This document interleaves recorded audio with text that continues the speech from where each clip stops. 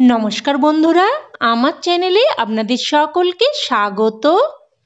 আর আজ আমি নিয়ে এসেছি বিনস আলু দিয়ে দারুণ টেস্টি একটি রেসিপি, যেটা গরম গরম ভাতের সাথে খেতে একদম দারুণ লাগে।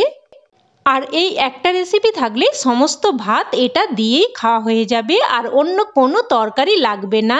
তো তাহলে চলুন দেরি না করে রেসিপিটি শুরু করা যাক। প্রথমে এখানে 300 গ্রাম মতো বিনসকে প্রায় 1 আঙুল মতো লম্বা করে এইভাবে কেটে নিয়েছি। আর দুটো মিডিয়াম সাইজের আলুকে এইরকম লম্বা মতো করে কেটে নিয়েছি। আর বিনস আলু কেটে খুব ভালোভাবে ধুয়েও নিয়েছি।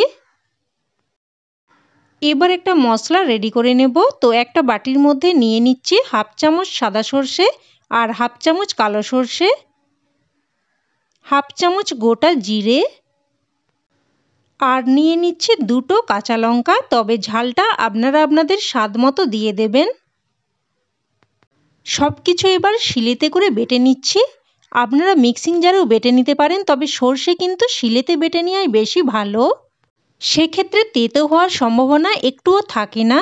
এবার গ্যাস অন করে কড়াই বসিয়ে দিয়ে দিয়েছি 2 চামচ মতো সর্ষের তেল। তেল একটু গরম হয়ে আসলে দিয়ে দিলাম হাফ চামচ গোটা জিরে। ফোড়নটাকে একটুক্ষণ ভেজে নেব। ফোড়নটা একটু ভেজে নিয়ে এবার এর মধ্যে দিয়ে দিলাম পেঁয়াজ কুচি। এখানে একটা মিডিয়াম সাইজের পেঁয়াজকে কুচি করে দিয়েছি। এবার পেঁয়াজটাকে একটু ভেজে নেব। আর আপনারা যারা সম্পূর্ণ নিরামিষ খান তারা পেঁয়াজটা এখানে স্কিপও করতে পারেন, তবে এই রান্নাতে একটু পেঁয়াজ দিয়ে দিলে খেতে কিন্তু বেশ ভালো লাগে। পেঁয়াজটা একটু ভেজে নিয়ে এবার এর মধ্যে কেটে ধুয়ে রাখা আলুগুলো দিয়ে দিলাম।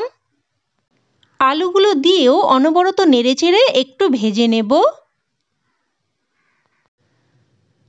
আলুগুলো একটু ভেজে নিয়ে এবার এর মধ্যে কেটে ধুয়ে রাখা বিনসগুলো দিয়ে দিচ্ছি।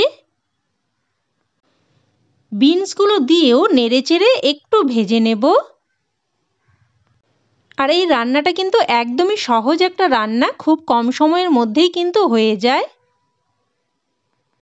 বিনস আলু সব কিছুই কিন্তু একটু ভাজা ভাজা মতো হয়ে গেছে। এবার এর মধ্যে দিয়ে দিচ্ছি পরিমাণ মতো লবণ। লবণটা মিশিয়ে নিয়ে দিয়ে দিচ্ছি টমেটো কুচি। আর এখানে একটা বড় সাইজের টমেটোকে কুচি করে দিয়েছি। আর এই রান্নাতে টমেটোটা কিন্তু একটু বেশি পরিমাণেই লাগে। এবার টমেটোটা দিয়েও একটু নেড়েচেড়ে ভেজে নিয়ে দিয়ে দিচ্ছি বেটে রাখা মশলা। মশলার বাটি ধুয়ে অল্প একটু জলও দিয়ে দিচ্ছি। এবার দিয়ে দিচ্ছি পরিমাণ মতো হলুদ আর অল্প একটু লঙ্কার গুঁড়ো। আর ঝালটা আপনারা আপনাদের স্বাদ মতো দিয়ে দেবেন, তবে এই রান্নাটা কিন্তু একটু নুন ঝাল মতোই হবে। এবার সমস্ত মশলা নেড়েচেড়ে মিশিয়ে নিয়ে মিডিয়াম ফ্লেমে প্রায় 1 থেকে 2 মিনিট মতো কষিয়ে নেব। মশলাটাকে ভালোভাবে কষিয়ে নিয়েছি। এবার আবারও একটু নেড়েচেড়ে মিশিয়ে দিয়ে এর মধ্যে দিয়ে দিচ্ছি পরিমাণ মতো গরম জল। আর এই রান্নাটা একটু ঝোলঝোল মতো হবে, তো সেই মতো বুঝেই জলটা কিন্তু দিয়ে দেবেন।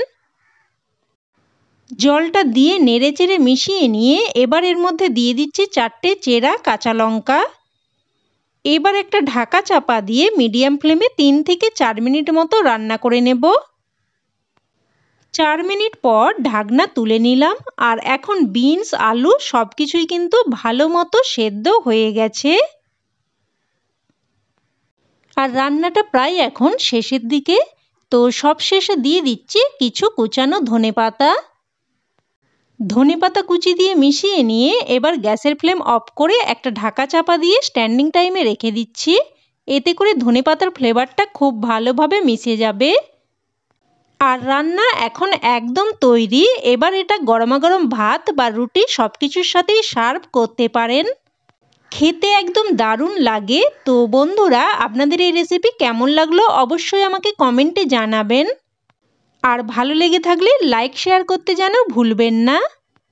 আর চ্যানেলের নতুন বন্ধু হয়ে থাকলে চ্যানেলটি সাবস্ক্রাইব করে সাথে থাকার অনুরোধ রইল। সাথে বেল আইকনটি প্রেস করে নেবেন আমার পরবর্তী রেসিপির নোটিফিকেশন সবার আগে পাওয়ার জন্য। তো আজ তাহলে এই অবধি, আবার অন্য কোনো রেসিপিতে দেখা হবে। ততক্ষণে সকলে ভালো থাকবেন, সুস্থ থাকবেন। ধন্যবাদ।